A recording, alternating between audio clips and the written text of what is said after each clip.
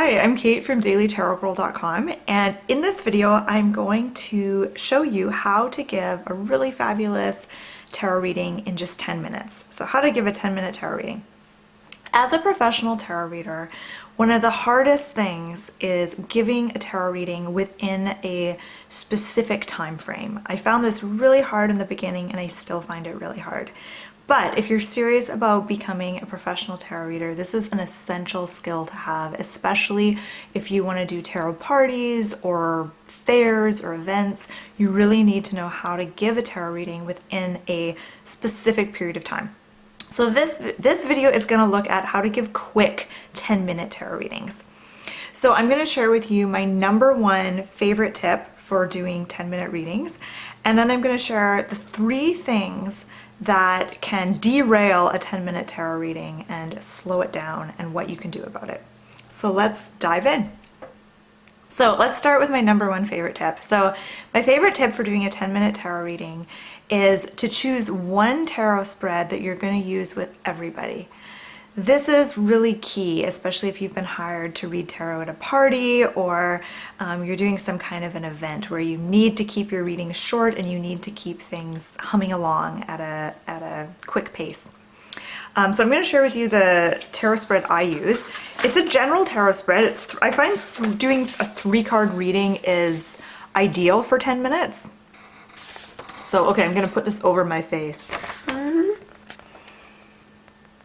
So here it is. So this is the position of what the person needs to let go of. So this is kind of like what's standing in their way, what's slowing them down, what they need to release. The middle card is what you need to know. So this is also, what your client needs to focus on, what they need to be aware of, what they need to do right now. And then this is the card of upcoming opportunities. So this is, future opportunities, things that are on the horizon, where they should direct their energy moving forward.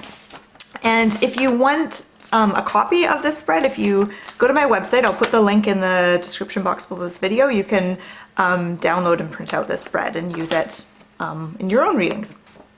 But I find that this spread is very adaptable, and so depending on who I'm reading for and what the question is, I may kind of tweak the spread a little bit and kind of change it. I find it's a very adaptable kind of spread and it works for almost all my readings. So the nice thing about having one spread that you use for all your readings is it helps you get into a groove and it eliminates the time wasting that happens when, you listen to someone's question and then you're like, what spread should I use? Like all of that just wastes time. So it's best just to have one really good general spread and then just kind of alter it or tweak it a little bit depending on who you're reading for and what kinds of, what kind of issue you're reading about. Okay,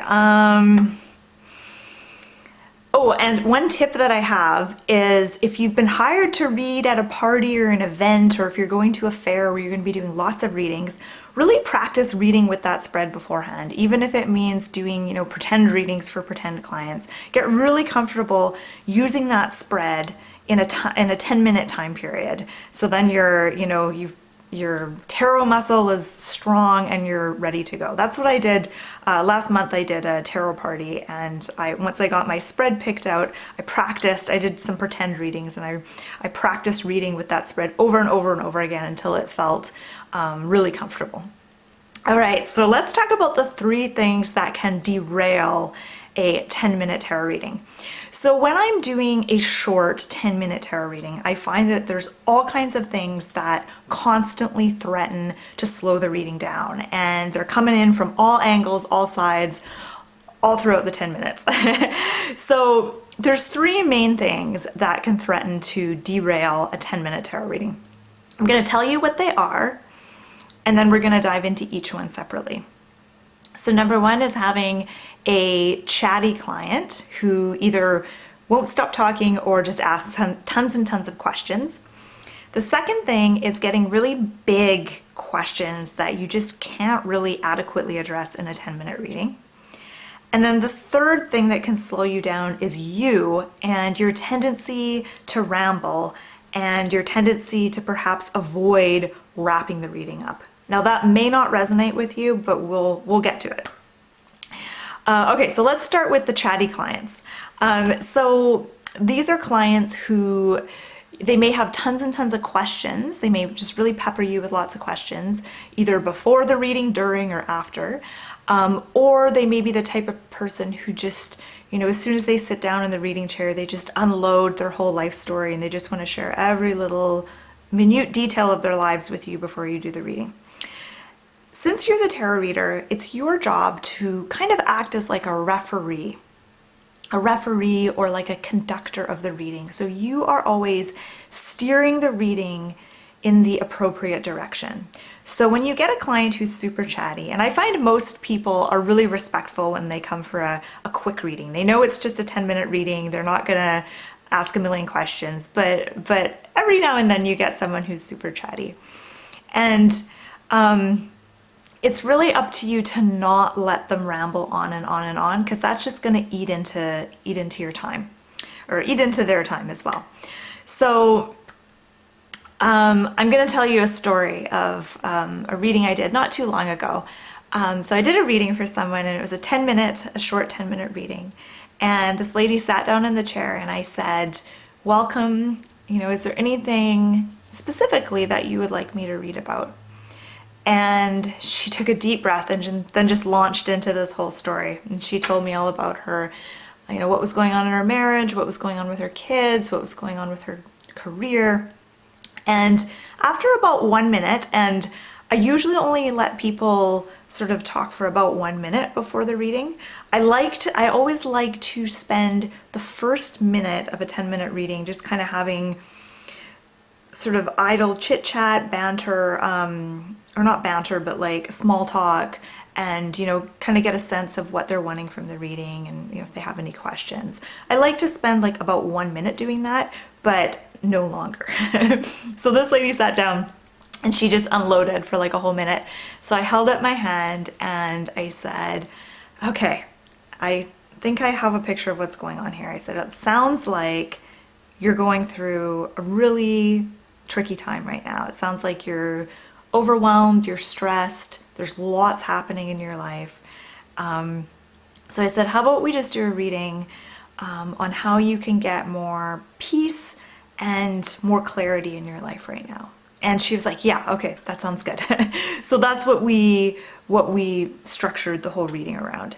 Now this is what I call a compassionate response. So when someone sits down and they babble and talk and talk and talk, and you just listen for 30 seconds or a minute or however long, you listen and you get a sense of what their energy state is and what's kind of going on in their life, and then you stop them and then you kind of basically reflect back to them what they said, but in a paraphrased way. So you're like, "Okay, sounds like you're stressed and there's a lot going on," and then from that you decide what to focus the reading on.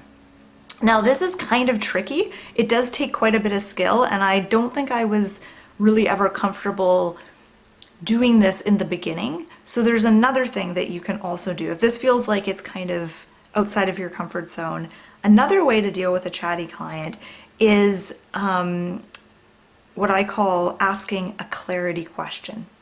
So once the person talks for a few seconds or a minute, you hold up your hand and you say, "All right, I think I got a good idea of what's going on for you. We have 10 minutes together," or by that time maybe it's 9 minutes. "We have 9 minutes together. What is one question that you have for the tarot cards?" And this really forces them to drill down, to kind of quiet their mind chatter and drill down on what is truly important to them in this moment.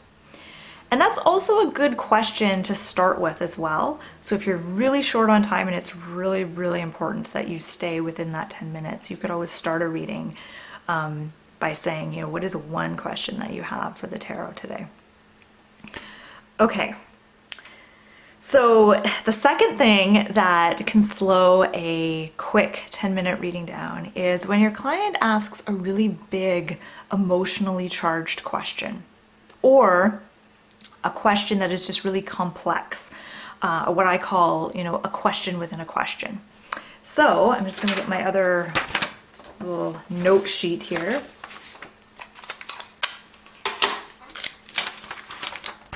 Bear with me. I tape my notes, my talking points to my tripod.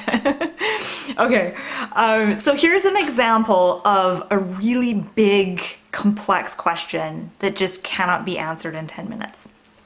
Should I accept the new job offer or stay in my current job? And if I should stay in my current job, should I ask for a raise or should I do anything else differently?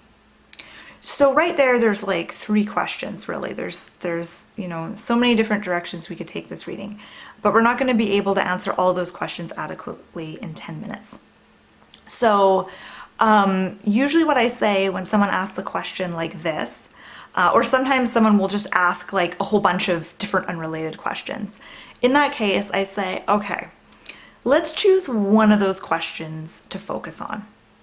Or sometimes I might even pick the question. So I might say, let's focus on whether or not you should accept that new job offer. Let's start there and see where it goes. And I think it's pretty common for someone to ask a lot of questions. And I feel like sometimes people just kind of, you know, they just want to get it all out in the open and they're hoping that you will have the wisdom to like pick out, you know, the one question that you think is really important to read on.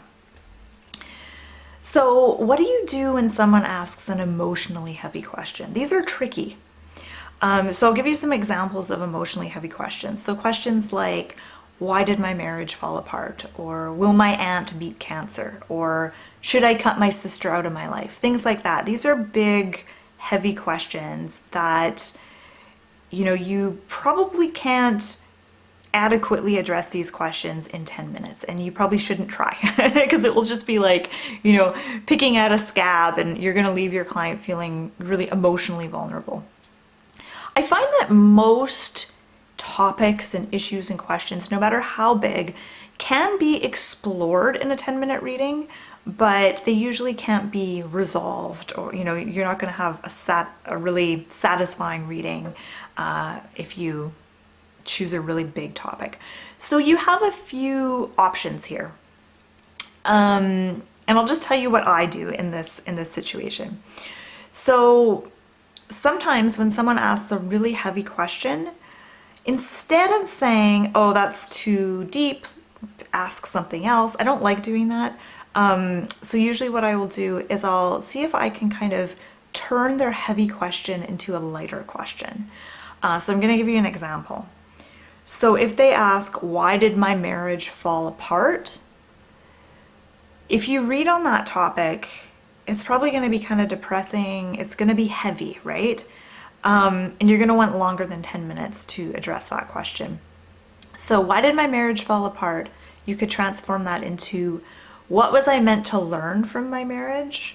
Or even, what can I do to move forward right now? So either of those questions I think are going to lead to a really insightful and possibly an uplifting reading, and they're going to uplift the person you're reading for and leave them in a better state than when they came in. Or another technique is to just really simplify the question, or rather make the question really, really vague. So if someone comes to you with a heavy, heavy question, instead of addressing that specific question, you can ask a vague one like, how can this person improve things? You know, in relation to what they asked about. Or what does my client need to do right now that would be most helpful to them at this time? And so you're still addressing their question, but not in this really heavy, direct way. And those kinds of questions lead to, you know, more uplifting readings. Okay, so the third and final thing that threatens to slow down a 10-minute tarot reading is you and your possible tendency to ramble on and on. Now, you may have the opposite problem. You might be one of those readers who is always struggling to find enough things to say to fill the time. But when I'm reading, I sometimes notice myself rambling. I notice it too when I do these videos. I'll say something, and then I want to say what I just said again, but in different words. I want to repeat myself like 3 or 4 times. And I'll notice myself doing this in a reading, and then I think, oh, Kate, like, just stop it already. Like, you need to wrap this reading up. And I also notice that when it comes time to wrap up the reading, like I'll notice that the time is up and I need to wrap it up, and I tend to almost kind of shy away from doing that. Like there's a part of me that doesn't want to wrap the reading up for some reason. So I'm getting a lot better at that. And this is something, if you resonate with this and this is you, this is something to work on. So you can practice doing concise readings within a 10-minute time frame. And how I like to practice is I like to practice on just imaginary people. So I'll get my cards out, I'll draw 3 cards, I'll pretend I'm reading for a pretend client, and I'll really practice on being simple and concise in my interpretations rather than, explaining things 5 times. And then I'll practice wrapping the reading up. And how I love to wrap my readings up is I like to basically just kind of recap what I said. So I'll recap the reading and just touch on the key points. And then if there's time, I'll say, thank you, do you have any questions? And if there isn't time, and usually with a 10-minute reading, there isn't a lot of time at the end, then I'll just gather the cards up and I'll say, thank you so much for letting me read for you. And good luck with everything. And sometimes that's really hard for me to do. I want to, get feedback and chit chat with them after. So this is something I'm working on, and this is something I'm always practicing. So one thing I want to mention in closing is that when you're doing a 10-minute reading, even though it's a short reading, it's almost like you're having to pack all this amazingness into a short period of time. And so whenever I sit down to give someone a quickie reading, I always ask myself, how can I make the most out of this 10 minutes? How can I make the most out of our time together? And I have found that if I focus the reading on them and what they can do right now, or what they can focus on right now to improve things and make things even better, that always leads to a really inspiring, uplifting reading. So sometimes there's a tendency to want to go into the past or go too far into the future or talk about other people in their life or subconscious desires or whatever. And those are all great things to explore in a longer reading, but in a 10-minute one, you just really want to kind of focus on the here and now. All right, so I just want to say thank you for watching this video, and I want to ask you, when you do short tarot readings, what do you find to be the most challenging aspect of doing those kinds of readings? What always trips you up? And if you feel like sharing, please feel free to share in the comment section below this video.